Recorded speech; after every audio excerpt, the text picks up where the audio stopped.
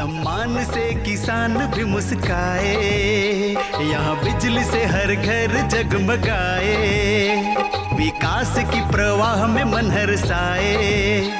शिक्षा है, रोजगार है, विकास की बयार है, सड़क है, अस्पताल है, चाहे खुशियों की बहार है।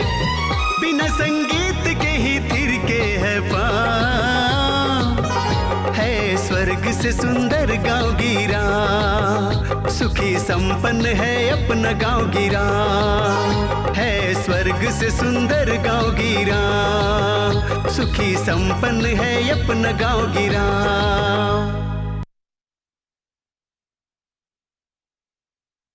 जोहार, मैं हूं रवि प्रकाश और यह कार्यक्रम है गाँव गिराओं। अगस्त का महीना आ चुका है और ये वो वक्त है जब हम खरीफ की फसलों पर ध्यान देते हैं, खरीफ की खेती करते हैं। और खरीफ में कई सारे फसलें हैं, जैसे धान ही है तो धान झारखंड की प्रमुख फसल है। कई लोग सिर्फ धान ही की खेती करते हैं कई इलाकों में। तो खरीफ पर बातचीत का ये वक्त है माकूल। तो आज के कार्यक्रम में भी बात करना चाहते हैं कि खरीफ की जो फसलें हैं, खासकर सब्जियों की जो फसलें हैं, उनका चयन कैसे करें, उनके पौधशाला का प्रबंधन कैसे करें। क्योंकि कई बार जब हम पौधे लगाते हैं पौधशाला में और तभी बीमारियां अगर फैल गईं तो हमें लगता है कि हमारा तो सब कुछ ख़राब होने वाला है, समय भी निपट गया और देर हो जाएगी दोबारा अगर पौधे लगाएंगे। तो ऐसी कई बातें हैं जो किसानों को परेशान करती हैं।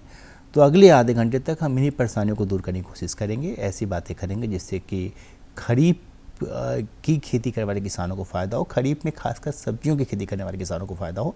और जब हम रांची में रहकर बात करते हैं तो रांची के आसपास के इलाकों में और झारखंड के दूसरे कई जिलों में सब्जी की खेती बड़े पैमाने पर होती है। तो यह बातचीत हम लोग सब्जियों पर केंद्रित करेंगे, खरीफ में सब्जियों की फसल कैसी हो। और इस पर बात करने के लिए मैं खास मेहमान को अपने स्टूडियो में बुलाया है। हम स्वागत करते हैं मीनू कुमारी जी का, जो ICAR प्लांट में हैं और सब्जियों पर हमसे बात करेंगे। आपका स्वागत है हमारे इस कार्यक्रम में। धन्यवाद रवि जी। पहले तो ये बताइए मैम कि जो खरीफ की फसल है जिसमें बड़े पैमाने पर सब्जियों की खेती होती है, तो मूलतः कौन कौन सी सब्जियां हैं जिनको हम खरीफ में उगाते हैं? जी, खरीफ में सब्जियां उगाने का सबसे अच्छा मौसम हम इसको कह सकते हैं, क्योंकि जो मिट्टी में नमी की मात्रा होती है वो उपयुक्त होती है सब्जियों के लिए। और केवल हमें इस बात का ध्यान रखना होता है कि आपकी जो भी मृदा है, जो खेत है, वहाँ पर पानी का जमाव ना हो। तो अगर आपकी जो इस तरह की मृदा की जो पूरी संभावनाएं हैं पूरी होती हैं, तो आप यहाँ पर भिंडी, जैसे मिर्च है, और आप कई सारी आप जो दलहनी सब्जियां हैं, अगर कहा जाए तो आपका काउपी, जिसको बोरा कहते हैं हम लोग यहाँ पर लोकल भाषा में, इसके साथ साथ फ्राश बीन, जिसको फ्रेंच बीन भी कहा जाता है। इसके साथ साथ मैं आपको ज़रूर कहना चाहूँ कि सब्जी सोयाबीन हमारे झारखंड के लिए बहुत ही उपयुक्त सब्जी है। और इसकी जानकारी भी हम लोग बहुत बार कोशिश करते हैं कि किसानों तक पहुँचे। और आज यहाँ आपके माध्यम से मैं ज़रूर कहना चाहूँ कि सब्जी सोयाबीन की खेती अत्यंत लाभकारी है। बहुत ही कम लागत में अधिक से अधिक पोषण युक्त सब्जियाँ उगा सकते हैं। सब्जी सोयाबीन मतलब सोयाबीन जो आमतौर पर हम लोग जानते हैं। जी, एक सोयाबीन हम लोग जानते हैं, सोया बड़ी होती है। वो सोया बड़ी जो होती है वो सोयाबीन के बीजों का उत्पाद है, वो प्रसंस्करण के बाद का उत्पाद है। सब्जी सोयाबीन जो होती है वो सोयाबीन की फसल होती है, लेकिन आपको यहाँ पर जो इसकी फलियाँ होती हैं वो हरी जब रहती है तभी तोड़ना है। अगर आप इसको पूरा पकने के बाद तोड़ते हैं तो ये बीज बन जाता है, उससे तेल निकलता है। और जब तेल निकल जाता है उसके बाद जो उससे शेष बचता है मात्रा, उसको प्रोसेस करके प्रसंस्करण करके सोया बड़ी बनाई जाती है। हम लोग यहाँ बात कर रहे हैं हरी सोयाबीन की। जैसे कि मटर खाते हैं आप, अगर मैं आपको बहुत सरल भाषा में कहना चाहूँ तो जिस तरह से मटर खाते हैं हम लोग, उसके छिलके उतार देते हैं, फिर उसके बीज खाए जाते हैं, उस तरह से सब्जी सोयाबीन को भी खाया जा सकता है। और यह अत्यंत हमारे लिए जो कहते हैं न्यूट्रिशन, पोषण का काम करती है। और चूँकि मैं खरीफ में बात कर रही हूँ, अगर मैं सब्जी सोयाबीन की बात ना करूँ झारखंड में तो हमारा यह कार्यक्रम अधूरा रह जाएगा।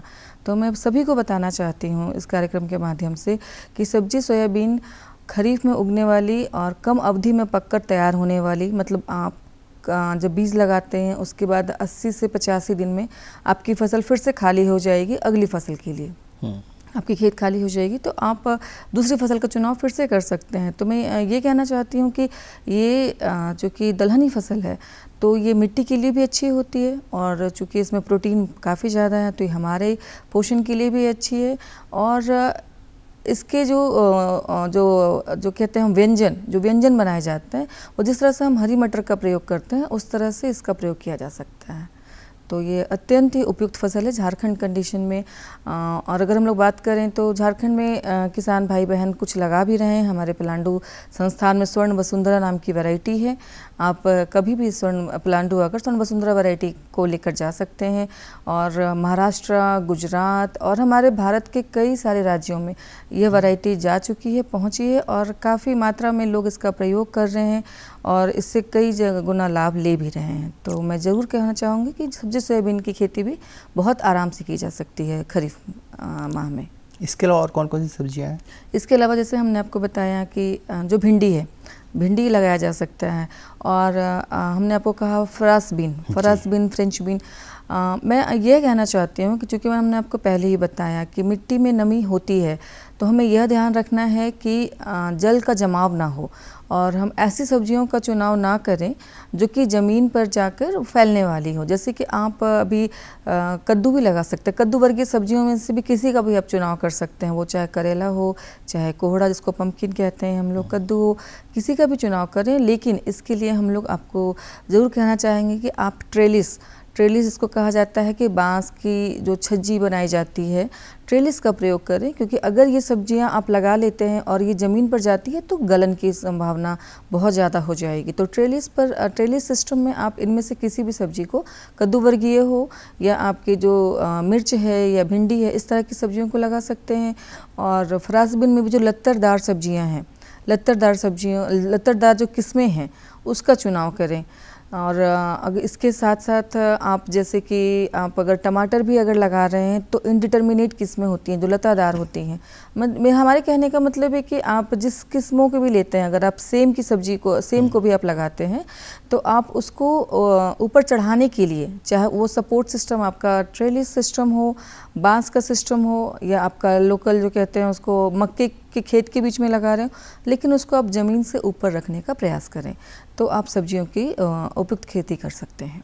अच्छा, जब भी मैम ये मतलब किसान लगाता है फसल, तो क्योंकि मार्केट सब्जियां हर आदमी तो पहुंच पाता नहीं है, प्लांडो या फिर BAU वगैरह, तो वो बाज़ार से बीज खरीदता है। तो कई बार क्या होता है कि उनको बीज उपयुक्त नहीं मिल पाता कि कौन सी वैरायटी लें। तो आप लोग कौन सी वैरायटी कहती हैं किसानों को कि इसको लेना चाहिए और फिर वो कहाँ से उपलब्ध हो पाता है? देखिए, सब्जियों के क्षेत्र में खासकर मैं कहना चाहती हूँ कि प्राइवेट सेक्टर की बहुत भूमिका है। क्योंकि आप सही बोले, सभी लोग BAU नहीं पहुँच पाते, सभी लोग पलांडू भी नहीं पहुँच पाते। तो ज़्यादातर जो उनके आसपास के जो स्टोर होते हैं, रिटेल स्टोर, वहाँ से ही सब्जियों की किस्मों को लेते हैं। उसमें से कई बार हाइब्रिड्स लिए जाते हैं या कई बार जो ओपन पॉल्टेड वैरायटीज़ होती हैं, नॉर्मल वैरायटीज़, उनको भी लिए जाते हैं। तो हाइब्रिड लें या आप ओपन पॉल्टेड लें या फिर आप BAU से लें या पलांडू से लें, अगर आप उसके किस्मों की जानकारी रखते हैं तो ये आपके लिए ज़्यादा अच्छी होगी। जैसे आपको मैंने कहा, आप हर सब्जी का, चूँकि आप अगर सिर्फ भिंडी की बात करें तो प्राइवेट सेक्टर में अकेले 40 से ऊपर किस्में हैं या हाइब्रिड्स हैं। अगर आप इंस्टीट्यूशंस की बात करें, संस्थानों की बात करें, तो वहाँ भी कई सारी वैरायटीज़ हैं। लेकिन अगर आप ज़्यादा इन्वेस्टमेंट करना चाहते हैं, क्योंकि कई बार हमने ये देखा है कि किसान भाई बहन हाइब्रिड लगाना चाहते हैं, वो हाइब्रिड का बीज भी ले आते हैं, काफ़ी महंगे होते हैं, फिर उसकी पौधशाला का अच्छे से ख्याल नहीं रख पाते हैं, वहाँ से पौधे अच्छे नहीं बन पाते हैं। और उसके साथ साथ बाद में भी जब उसमें पर्याप्त मात्रा में उर्वरक की मात्रा नहीं डाली जाती है तो हाइब्रिड सक्सेसफुल नहीं होता है। तो सबसे पहले तो आप अपनी स्थिति देख लें कि आप किस तरह की वैरायटीज़ को लगाना चाहते हैं। अगर आप बहुत ज़्यादा उर्वरक उसमें नहीं डाल सकते हैं या नहीं कर सकते हैं, या आपके आसपास का मार्केट बहुत ज़्यादा, आप सिर्फ लोकल मार्केट में ही भेजना चाह रहे हैं, अगर आप बहुत दूर की मार्केट में नहीं जाना चाह रहे हैं, तो आप हाइब्रिड का चुनाव ना करें, आप नॉर्मल किस्मों का चुनाव करें। और दूसरा जो हमने आपको बताया, एक बहुत ही इम्पॉर्टेंट, कि आप लत्तरदार फसलों का चुनाव करें, लत्तरदार किस्मों का चुनाव करें। जब भी आप जाएँ किसी रिटेल स्टोर में, तो जैसे हमने आपको बताया कि आप फरासबिन का ही अगर हम आप उदाहरण ले लेते हैं, फरासबिन के बुश वाली जो कहते हैं झाड़ी वाली किस्में, वो भी उपलब्ध होती हैं मार्केट में, और उसकी लत्तरदार भी किस्में उपलब्ध होती हैं। अगर आपने कुछ नहीं कहा और अगर आपको रिटेल शॉप से जो किस्में हैं वो झाड़ी वाली मिल गई, तो वहाँ पर जड़ों के पास अगर थोड़ा भी पानी जमाव होता है तो गलन की समस्या होती है। अगर पानी का जमाव ना भी हुआ तो उसकी जो फलियाँ निकलती हैं वो ज़मीन में छू जाती हैं, इसकी वजह से उसकी जो फलियाँ हैं वो ख़राब हो जाती हैं, आपको मार्केट में उसका जो भाव मिलना चाहिए वो नहीं मिलेगा। तो इसलिए हम लोग प्रायः यह रिकमेंड करते हैं किसान भाई बहनों को कि आप लोग लत्तादार किस्मों का चुनाव करें ज़्यादातर। जैसे कि अगर हमारे यहाँ पर आप बात करेंगे तो हमारे यहाँ स्वर्णप्रिया है, स्वर्णलता है। स्वर्णप्रिया है वो झाड़ीदार वाली किस्म है, स्वर्णलता है वो लतादार किस्म है। तो अगर आपकी जो ज़मीन की स्थिति है और खरीफ में अगर आप चुनाव कर रहे हैं तो हम लोग कहते हैं कि आप स्वर्णलता को लीजिए कर चाहिए। अगर आप यही फसल रबी में लगाते हैं तो हम स्वर्णप्रिया को रिकमेंड करते हैं, क्योंकि स्वर्णप्रिया जो है आपकी झाड़ीदार फसल है, झाड़ीदार किस्म है, और इसके साथ साथ वो हरी फली के लिए भी और राजमा के लिए भी, दोनों के लिए उपयुक्त होती है। तो किसान भाई बहन अपने अपनी सुविधा के हिसाब से किस्मों का चुनाव कर सकते हैं। अगर आप भिंडी की बात करें तो हम यहाँ पर हाइब्रिड और ओपन पॉलिनेटेड 2 टाइप की वैरायटीज़ होती हैं। हमें यह देखना चाहिए कि हाइब्रिड में चूँकि साइज़, शेप, आपका मार्केट, कई सारे जो फैक्टर्स होते हैं, जो कई सारे कारक होते हैं, उन सभी को ध्यान में रखकर हमें किस्मों का चुनाव करना चाहिए। भिंडी में हाइब्रिड्स अच्छा परफॉर्म करते हैं, उसमें कोई शक नहीं है। लेकिन अगर आप उसमें खाद और उर्वरक, जैसे मैंने आपको पहले ही कहा, अगर आप उसको बहुत दूर के मार्केट में नहीं बेचना चाह रहे हैं तो हाइब्रिड लगाना वहाँ पर आपके लिए बहुत ज़्यादा लाभकारी नहीं हो सकता है। और इन सब के बाद में सबसे इम्पॉर्टेंट जो आपसे बताना चाहती हूँ कि पौधशाला का प्रबंधन। चूँकि आप कोई भी बीज लें, अगर भिंडी लगा रहे हैं तो भिंडी आपका डायरेक्ट सोइंग क्रॉप है, कहने का मतलब डायरेक्ट आप इसके बीजों को लगा लेते हैं। आपको यह ध्यान रखना चाहिए खरीफ के मौसम में कि इसको ऊंची मेड़ पर, जिसको 15 से 20 सेंटीमीटर ऊंची कहा जाए, 15 से 20 सेंटीमीटर ऊंची मेड़ों पर ही लगाएं खरीफ के मौसम में। अगर आप रबी की फसल में लगाते हैं तो वहाँ आप समतल भूमि पर भी लगा सकते हैं, परंतु हम लोग खरीफ में अत्यंत आवश्यक रूप से कहते हैं कि आप मेड़ पर ही फसलों को लगाएं। और जो छोटी छोटी बीजें होती हैं, जैसे अगर आप मिर्च लगा रहे हैं, या अगर चूँकि खरीफ है तो अभी बंद गोभी, फूल गोभी, इस तरह की फसलें जो हैं कहते हैं कम अवधि में पकने वाली, अर्ली कहा जाता है, या मध्य अवधि में पकने वाली, उन सभी के नर्सरी डालने का समय आ गया है, पौधशाला का समय आ गया।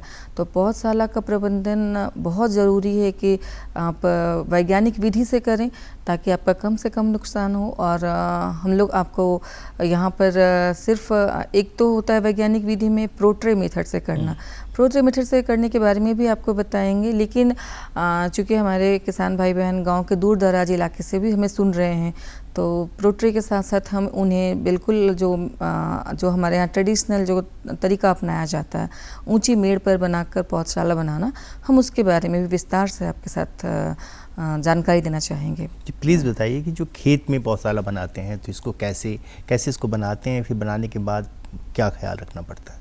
जी, तो अगर हम पौधशाला बनाने के बारे में, चूँकि अभी अगस्त का महीना है और आप अगर बंद गोभी, फूल गोभी या फिर मिर्च या किसी की भी अगर पौधशाला बनाने की तैयारी कर रहे हैं तो सर्वप्रथम मैं कहना चाहूँगी कि आप भूमि का चुनाव भी ढंग से करें। भूमि के चुनाव में आपको 2-3 बातें ध्यान में रखनी है। एक तो ये कि अगर मिट्टी में जो पीएच कहा जाता है, तो जो पीएच मानक होता है वह 7 के आसपास होता है, मतलब बहुत अम्लीय नहीं होनी चाहिए और बहुत क्षारीय भी नहीं होनी चाहिए मिट्टी। अगर आपके 7 के आसपास रहती है, 6-7 के आसपास, तो वह मिट्टी अच्छी मानी जाती है। और दूसरी बात कि यह थोड़ी हम लोग ज़मीन से ऊपर ही बनवाते हैं, 15 से 20 सेंटीमीटर की हाइट पे, जैसे हमने आपको बताया। 3 मीटर की जो विड्थ होती है, जिसको चौड़ाई कहा जाता है, लंबाई अपने हिसाब से जो आपके लिए उपयुक्त है 6 से 7 मीटर भी रखी जा सकती है। अगर उससे ज़्यादा रखना है तो आप अपने जो आपका एरिया है लगाने का, क्षेत्रफल है लगाने का, आप उसके हिसाब से लंबाई को चुन सकते हैं, लेकिन चौड़ाई 3 मीटर ही रखिए। और आपकी जो ऊंचाई है 15 से 20 सेंटीमीटर रखनी चाहिए। वहाँ पर धूप भी आनी चाहिए, ऐसा नहीं है कि हम ये कह दें कि बिल्कुल भी धूप ना हो और आप उनको चुनाव कर लें, नहीं। वहाँ पर थोड़ी धूप की मात्रा भी आनी चाहिए, जो क्योंकि पौधे के बढ़ने के लिए बहुत ज़रूरी होता है कि उसे सूर्य की रोशनी से जो ऊर्जा मिलती है वो उससे मिलती रहे। तो इस तरह से हम कहना चाहते हैं कि पहले तो आप अपनी जो खेत की स्थिति है उसके हिसाब से पहले चुनाव करें, उपयुक्त जगह का चुनाव करें कि कहाँ पर पौधशाला बनानी है। इसके बाद जब पौधशाला बनाने के बाद बहुत ही ज़रूरी है, क्योंकि पौधशाला छोटे एरिया में बनती है, तो यहाँ पर आप भूमि का शोधन कर सकते हैं। भूमि का शोधन करने का मतलब है सॉइल ट्रीटमेंट कहा जाता है। भूमि का शोधन, बीज का शोधन, दोनों ही शोधन किया जाता है, क्योंकि मोस्टली जो नर्सरी में जब लगाया जाता है तो आजकल हमारे सभी किसान भाई बहन हाइब्रिड लगाना चाहते हैं, जानते हैं कि वहाँ पर ज़्यादा मिलने वाला है, तो हाइब्रिड लगा रहे हैं आप, तो आपका हर एक बीज जो है उसका अंकुरण हो, यह हमें एश्योर करना चाहिए। तो इसके लिए हम लोग पहले भूमि शोधन की बात करते हैं। भूमि शोधन में देखिए 3 तरीके होते हैं। एक होता है सौरीकरण तरीका, कहने का मतलब है कि सूर्य की रोशनी को उपयोग करके हम कर सकते हैं। दूसरा होता है जैविक तरीका और तीसरा होता है रासायनिक तरीका। तो सौरीकरण का तरीका का मैं बता दे रही हूँ इसलिए कि जानकारी हमें सारी होनी चाहिए, लेकिन ये जो सौरीकरण तरीका होता है यह आपको अप्रैल से लेकर जून तक ही आप कर सकते हैं, क्योंकि उस समय काफ़ी जो सूर्य की रोशनी होती है काफ़ी तेज़ होती है। तो सूर्य की रोशनी बहुत तेज़ होती है, हमें इसका फ़ायदा इस तरह से उठाना है कि जो आपकी नर्सरी का एरिया है वहाँ पर आप उसको थोड़ा सा गीला कर लें, थोड़ी सी हल्की सिंचाई कर लें कहने का मतलब, और उसके बाद 200 गेज का जो प्लास्टिक आता है, सफ़ेद प्लास्टिक जिसको कहते हैं पारदर्शी जो प्लास्टिक होता है, उससे आप उसकी सहायता से उस मिट्टी को, जो आपका नर्सरी एरिया है, उसको चारों तरफ से ढक दें और उसको मिट्टी के से चारों तरफ से उसको बंद करें, ताकि वहाँ पर और उसमें कुछ भी जा ना सके। और इस तरह से करके उसको आप 4 से 6 हफ्तों तक के लिए बस छोड़ दीजिए। इससे क्या होगा कि 4 से 6 हफ्तों तक आप छोड़ देंगे तो जो मिट्टी होता है उसका वाष्पीकरण होता है, वो मिट्टी में फिर से वापस आता है, और जो टेम्परेचर होता है, जो तापमान होता है मिट्टी का, वो 48 से 52 डिग्री तक पहुंच जाता है। तो जितने भी कीटाणु होते हैं, जीवाणु, विषाणु, ये सारे ही उसमें मर जाते हैं। तो ये सौरीकरण तरीका है, ये आप गर्मी के ही जो माह होते हैं, अप्रैल से जून हमने आपको बताया कि उस समय ही किया जा सकता है, बाकी उसके अलावा आप नहीं कर सकते हैं इसको। लेकिन इसके बाद जो हमारा जैविक तरीका है, इसको कभी भी अपनाया जा सकता है। जैविक तरीका में ट्राइकोडर्मा होता है। ट्राइकोडर्मा जो सबसे आसानी से उपलब्ध होता है, कहीं भी उपलब्ध है, आपका रिटेल स्टोर हो या आप जहाँ भी आपके आसपास में जहाँ पर खेती से जो संबंधित आपको मिल जाते हैं इनपुट्स, वहाँ पर भी आप इसको ले सकते हैं। तो ट्राइकोडर्मा से इसका उपचार किया जाता है, और आप इसको प्रति वर्ग मीटर जो कहा जाता है, तो आप 25 ग्राम इस मात्रा के हिसाब से, आपका कितना एरिया है नर्सरी का, आप उसके हिसाब से इसको आप उसमें अप्लाई कर सकते हैं। इसको आप मिला दीजिए ट्राइकोडर्मा को मिट्टी में, और फिर इसको कुछ दिन के लिए छोड़ दिया जाता है, लगभग 5 से 6 दिन के लिए, और उसके बाद फिर आप वहाँ पर रोपाई कर सकते हैं। लेकिन जैविक विधि में एक बात के आपको बहुत ध्यान रखना है कि जो ट्राइकोडर्मा या इस तरह का आप स्यूडोमोनास कुछ भी आप जो अप्लाई करते हैं, वो ऐसी मिट्टी में ही होना चाहिए जहाँ पर ऑर्गेनिक कार्बन कहा जाए, वो होना चाहिए। अगर ऑर्गेनिक कार्बन नहीं है तो ट्राइकोडर्मा डालने से भी ये जो ट्राइकोडर्मा ये बहुत बढ़ता नहीं है, और फिर आपको लगता है आपने उपचार किया परंतु उसका जो आना चाहिए रिजल्ट वो नहीं आता है। तो ये ध्यान रखें कि मिट्टी कैसी है। अगर मिट्टी में ऑर्गेनिक कार्बन है तो जैविक उपाय किया जा सकता है। तो इसको पता करने के लिए मिट्टी की जांच करानी पड़ेगी, ऑर्गेनिक कार्बन है कि नहीं? जी, थोड़ा सा कहने का मतलब है कि अगर आपकी मिट्टी सिर्फ रेतीली मतलब रेत की मात्रा ज़्यादा है तो वहाँ पर ऑर्गेनिक कार्बन कम ही होगा। अगर आपकी मिट्टी थोड़ी सी उपजाऊ टाइप से है तो वहाँ पर ऑर्गेनिक कार्बन होने के चांसेस है। अगर नहीं भी है तो आप मान लीजिए 1, 2 सीज़न, 3 सीज़न उसमें थोड़ा सा केंचुआ खाद डालिए, थोड़ा सा सड़ी खाद डालिए, तो आपकी मिट्टी में वैसे भी ये सब धीरे धीरे आते जाते हैं। हाँ, तो इस तरह है। तो आप वहाँ पर अगर आप पहले से ही यूज़ कर रहे हैं, आपका जो नर्सरी एरिया है, आप वहाँ पर गोबर की सड़ी खाद और केंचुआ खाद ये अगर पहले से यूज़ करते आ रहे हैं तो आप वहाँ पर जैविक विधि का उपयोग कर सकते हैं। ठीक, अब रासायनिक विधि बताइए। रासायनिक विधि सबसे ज़्यादा उपयोग में लाई जाती है, क्योंकि यह सबसे आसान तरीका होता है करने का। जो इसके रसायन जो उपयोग में लाए जाते हैं वो भी बहुत ही आसानी से मिल जाते हैं। और इसलिए इसमें ज़्यादातर जो यूज किया जाता है वह बेविस्टिन कहा जाता है कि बेविस्टिन आप 2 ग्राम आप उपयोग कीजिए प्रति वर्ग मीटर के हिसाब से। और या फिर आप इसका मतलब बेविस्टिन जो है ये आपको सिर्फ मिट्टी शोधन ही नहीं, जब आप बीज शोधन करते हैं, जब सीड ट्रीटमेंट जिसको कहा जा रहा है बीज शोधन, तो वहाँ पर भी बेविस्टिन का ही प्रयोग किया जाता है। तो बेविस्टिन का प्रयोग सबसे ज़्यादा मात्रा में लाया जाता है। लेकिन चूँकि बहुत ज़्यादा फफूंद की प्रॉब्लम होती है, समस्या आती है लोगों में, तो हम लोग ज़रूर रिकमेंड करते हैं कि आपके बीज बहुत कीमती हैं, बहुत एक्सपेंसिव हैं, तो अपनी मिट्टी का शोधन, बीज का शोधन ज़रूर करें, ताकि कोई बीमारी उसको उस अवस्था में ना लगे जो कि आपके खेत में भी ना जा सके आपके पौधे।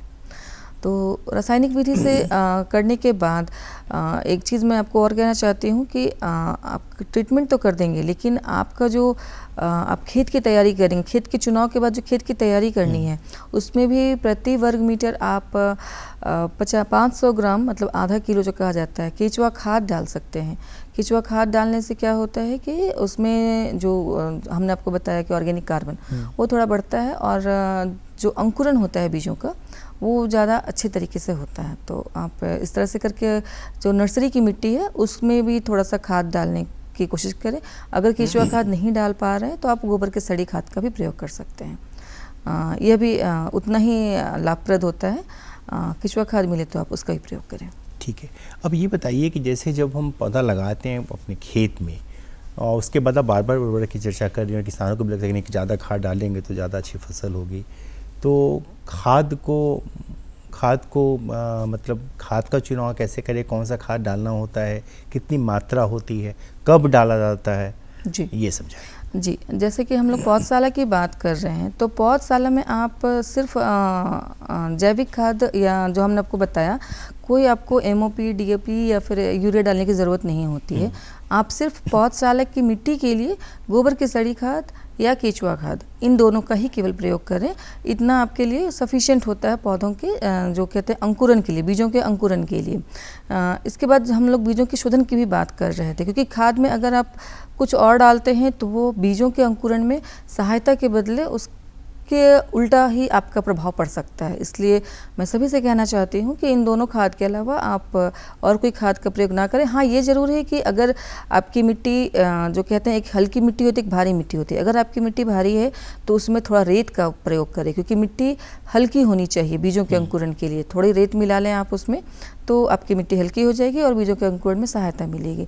बीज बोने के समय भी आपको ध्यान रखना चाहिए कि बीज बहुत नीचे तक ना बोएं, क्योंकि ज़्यादा अगर आप गहराई में बीज बो देते हैं तो उसके अंकुरण में फिर से प्रतिकूल प्रभाव पड़ता है। तो बीज बुआई के समय भी आपको ध्यान रखना है कि आप इसको क्यारियों में बोएं। एक होता है छिड़क देना बीजों को, एक होता है क्यारियों में बोना। तो छिड़कना बिल्कुल भी नहीं चाहिए, क्योंकि इससे जो पौधे से पौधे की दूरी होती है वह समान नहीं होती है। और अगर मान लीजिए 2 पौधे 1 सेंटीमीटर से भी कम दूरी में निकल गए तो उन दोनों में आपस में ही कंपटीशन हो जाता है और वो अच्छे से निकल नहीं पाते। तो कृपया सिर्फ क्यारी सिस्टम जो कहते हैं हम उसको, क्यारियों में ही केवल बुआई करें।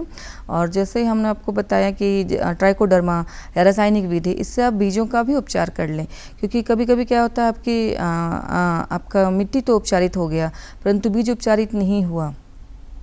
इससे वैसे तो जो मार्केट में जो आपको प्राइवेट सेक्टर के बीज होते हैं प्रायतः वो उपचारित ही होते हैं। अगर उपचारित नहीं है तो आप उपचारित करें, अगर उपचारित ही आपको मिल रहे हैं तो वहाँ पर उपचार की आवश्यकता नहीं है। और हमने आपको बताया लगाने के लिए कि आप क्यारियों का प्रयोग करें। और एक बहुत ही महत्वपूर्ण बात मैं ये ज़रूर कहना चाहती हूँ कि आप लगाने के बाद, चूँकि लगाने तक सभी लोग मुझे लगता है कि ध्यान रखते हैं, लेकिन जब बीज हम लोग बो देते हैं उसके बाद उसको बीज को ऊपर से ढकना होता है। तो ढकने के लिए आप केचुआ खाद का प्रयोग करें, अगर आप कर सकते हैं तो। नहीं कर सकते हैं तो आप हल्की मिट्टी का प्रयोग करें, लेकिन केचुआ खाद का प्रयोग करना ही अच्छा माना जाता है।